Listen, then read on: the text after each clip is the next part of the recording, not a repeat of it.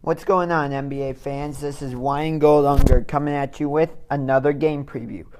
But just like when I made the Timberwolves Trailblazers preview on Monday, this is not a Cavaliers preview, nor is it a Columbus Blue Jackets preview. This time, it's a Milwaukee Bucks game preview as they wrap up their season series with the New York Knicks tonight at BMO Harris Bradley Center in Milwaukee, Wisconsin. The Bucks come into this game riding a 3-game winning streak, and they're trying to get into the playoffs. They're right in the middle of it. I have the NBA app here. Let me check. Let's see.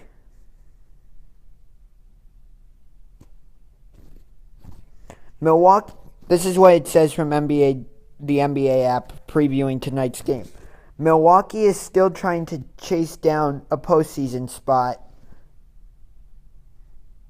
but has done much to help its cause, winning 3 straight and 7 of its last 10 contests. That leaves the Bucks in 10th place, 1.5 games behind Chicago for the 8th and final spot, but only 2.5 games out of 6th place in the league. With 3 straight games at home, the Bucks have a chance to make a move. It's going to be 6 through 12. You look at those teams and they're all right there. The Bucks coach Jason Kidd said, everyone is going to start playing each other from here on out. Every game means something. We go out west and those games are important too. We can only control what we do. We can't control what other teams are doing. And that's true. I would love to see the Bucks back in the playoffs, but I feel so bad for Jabari Parker. He was the Bucks' starting power forward, and I don't remember exactly when, but he tore his ACL. The same ACL he tore, I believe it was his rookie year. And this season he was doing so well for the Bucks and just playing very, very well. So I feel so bad for him. But the Bucks still have the Greek freak, Giannis Antetokounmpo. My God, that guy is... No wonder he's called the Greek freak. That guy is amazing. He was a starter for the Eastern Conference All-Stars in New Orleans this year. Let's see. He's averaging about 23 points per game. Gets about 8 rebounds per game. 8.6, so I guess you could also round that up to 9. And about 5.5 assists per game. He's 6'11". And let's see. Does it say? It doesn't say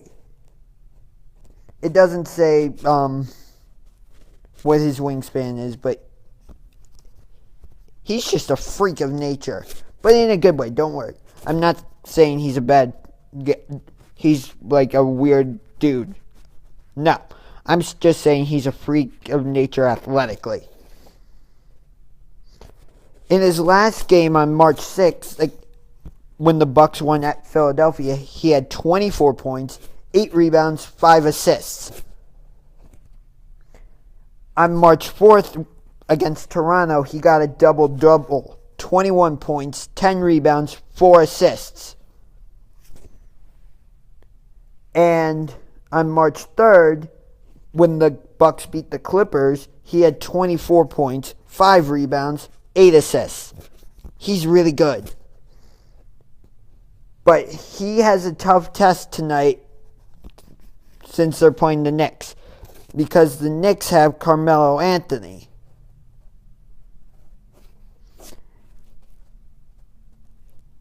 who was a fellow All-Star. Carmelo is averaging about 23 points per game, 6 rebounds per game, and about 3 assists per game. I think of him a little bit as a ball hog sometimes because At times he's willing to pass the ball and give guys his other guys opportunities to score, but there'll be times where he'll get the ball and he'll only look to score, and the offense just goes stagnant. I don't know if it's just if he goes through stretches where he feels like he has to take over. I don't know. It'll be interesting to see. I'm going to be looking to see if there's a pattern during the game tonight as to if there's particular times when he goes into ball dominating mode or pass the ball. I'm going to be very curious about that. As a Cavaliers fan, I'm a little bit upset that Matthew Dellavedova went to Milwaukee, and he was the starting point guard for a while. Probably did that because the Bucks probably did that partially because they had no choice. But lately, they've started Malcolm Brogdon, and that's worked out really well for them. No, I did not mean to click on the Charlotte Hornets. Here we go, Milwaukee Bucks. Malcolm Brogdon. And he's actually my favorite player on the Bucks.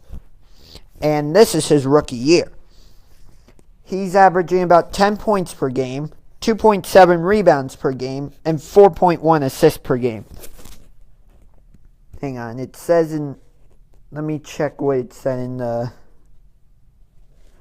Malcolm Brogdon will remain in the starting lineup Wednesday when the Milwaukee Bucks kick off a 3-game homestand against the New York Knicks at the Bradley Center.